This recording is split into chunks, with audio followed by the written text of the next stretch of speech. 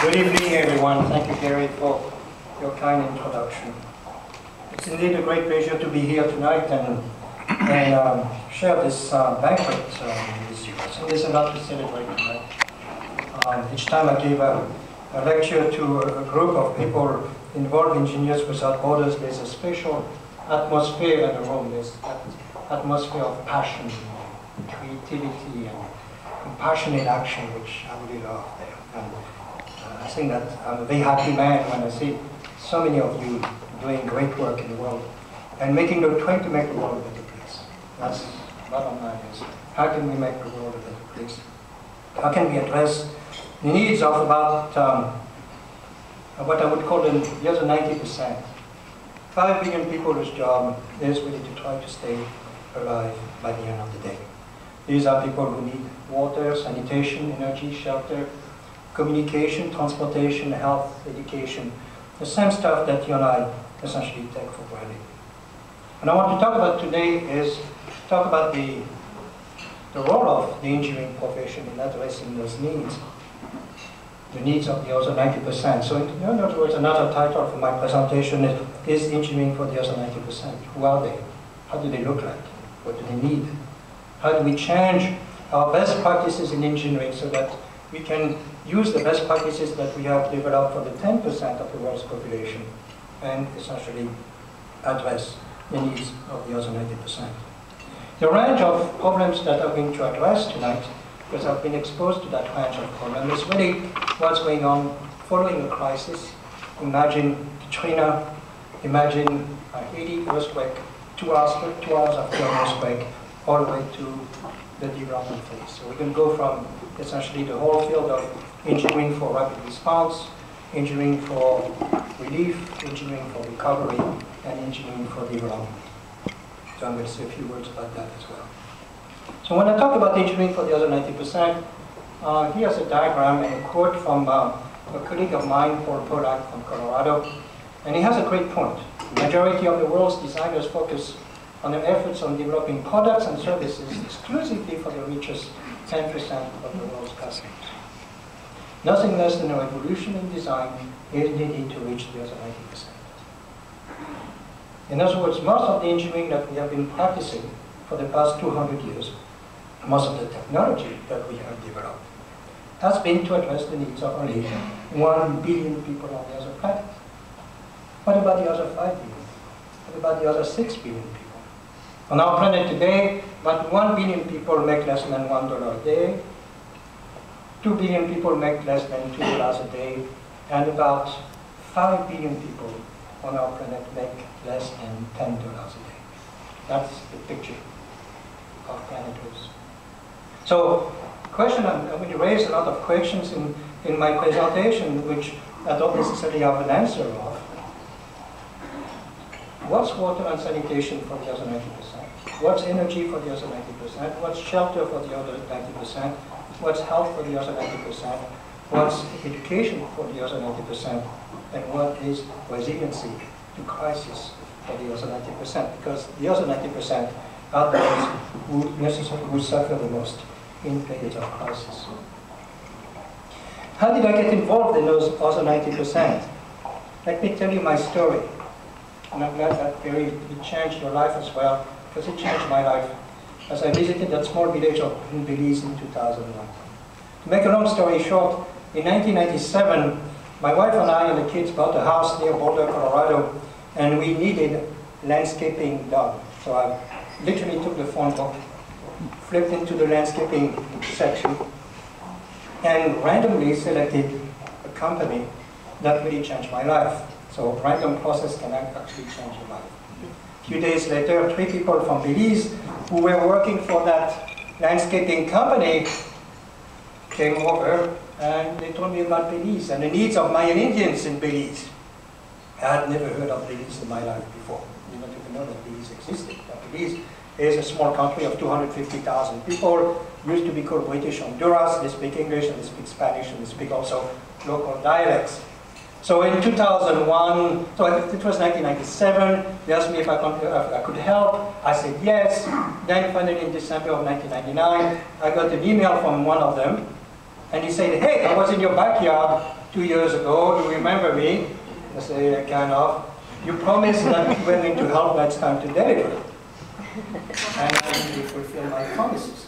So in 2000, I went to Belize, visited some villages, and one of them really struck me is the village of San Pablo.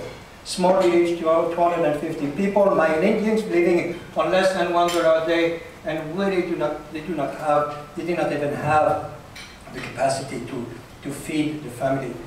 We did not have a clinic in town. The top diagram there shows some of the ladies between the age of 15 and 25. And I was told that when women had to deliver the babies, there were not too many options. Either they would deliver on site, there was no clinic in the village, or they would walk or go on a bicycle to reach the nearest clinic that was about 45 minutes by car. Needless to say, many of those women died of complications along the road. And I can tell you that this situation is not unique to Belize. I've encountered it in many countries around the world. What really changed my life was that little girl on the left. Her job, as I was told, was to carry water from the river to the village back and forth, and as a result, she could not go to school. So they say, hey, you're a civil engineer, why don't you do something about it?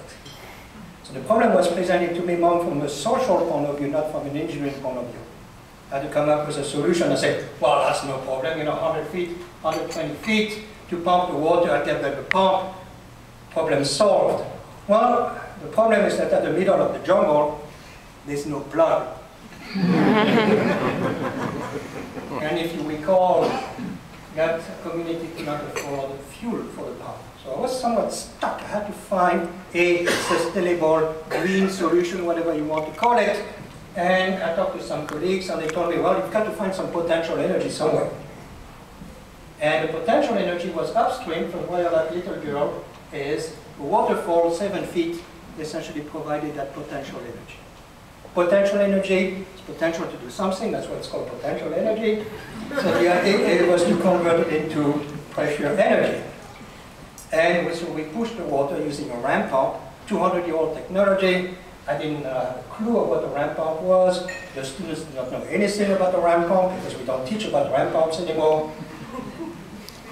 And we came up with a solution and raised $14,000 and brought the students to Belize in 2001. Lo and behold, everybody got excited about that trip. For me, I thought it was one-shot deal. Let's go there, let's help those poor people, and let's get out of it. Well, that was not really the answer that I got from the students. The students were super excited. They said, we want to do more of that kind of work. What are you talking about? Well, more of that kind of work. Leave me alone, I'm doing my publishing and perishing business. Don't bother me with real engineering. After all, you don't get promotion on tenure in doing real engineering at school. And they say, no, you're the right guy, and I said, why are you interested in that? Well, they said, we are sick and tired of doing problems 5.1 to 5.10 at the end of chapter 5. And I told them, well, I'm sick and tired of grading them. So it became a win-win, and we decided that this would be an alternative to learning engineering hands-on. So we call ourselves Engineers Without Borders, blah, blah, and it really took off. For me, it was also an epiphany. It was the first time I was able to bring essentially my engineering knowledge with the need to help the planet. So all in all, it was an epiphany, a midlife awakening, not a midlife crisis in my case. And it really was the start of Engineers Without Borders, and which now translates into, those numbers may not be even up to date, 12,000 members, 225 chapters in the United States alone, 400 plus projects in 45 different countries. Again, I commend and I applaud all of you for the work, those of you who do the work, for the support teams, for the sponsors, for supporting the work that you are doing. It's just fabulous. To me, it's compassion in action. And it's how we change the world, one project at a time. So that's Engineers Without Borders, they say, and Engineers Without Borders International. I like to leverage what other people are doing. I'm not in the process of reinventing the wheel, and I say, well, let's get those various groups together. Let's exchange notes. Let's make the world a better place. Now we have about 45 groups around the world that are independent. And I'm doing quite a lot of work with groups in the Middle East. Over the past 5 years, I've helped start Engineers Without Borders, Israel, Palestine, Jordan, Syria, a few days ago, Iraq, Jordan, Turkey, and I may have lost Lebanon also. So the idea is that I'm really focusing in that area of the world as it's changing, as you know, but also what is the role of the engineering profession in bringing peace into the world. And I will come back to that in a few minutes. So why engineering for the developing world? Again, those other 90%, look at some statistics. 1.2 billion people lack clean water, 2.4 billion people do not have sanitation, 29,000 children die for reasons that are purely preventable. 1.2 billion people do not have good housing, 1.6 billion people have no access to electricity, and so on and so forth. To give you an idea, every day, we got some statistics here from the UN, 5,000 people die every day from indoor air pollution in the world. 5,000 people die every day from poor water and sanitation. 5,000 people die every day from malaria. 5,000 people die every day from TB. And 5,000 people die every day from AIDS, HIV. So that's about 25,000. 30,000 people die every day for reasons that are purely preventable. And in many ways, engineers, doctors, health experts have the potential to address those issues. That translates, by the way, into about 200,000, essentially, people per week who die for reasons that are purely preventable. That's about equivalent to the number of people who died in Haiti during the earthquake of about a year ago in January, every week. And that's purely preventable.